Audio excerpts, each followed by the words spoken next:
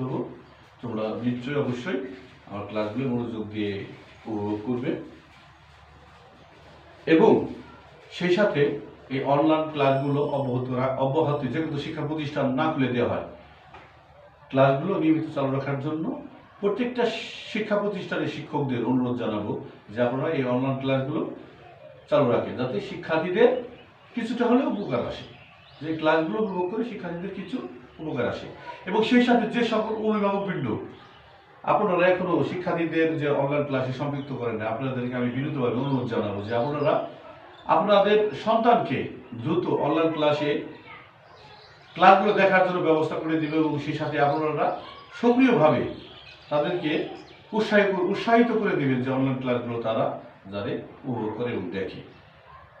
প্রিয় শিক্ষার্থীবৃন্দ, তোমরা ভালো থাকো। এ পর্যন্তই। তোমাদের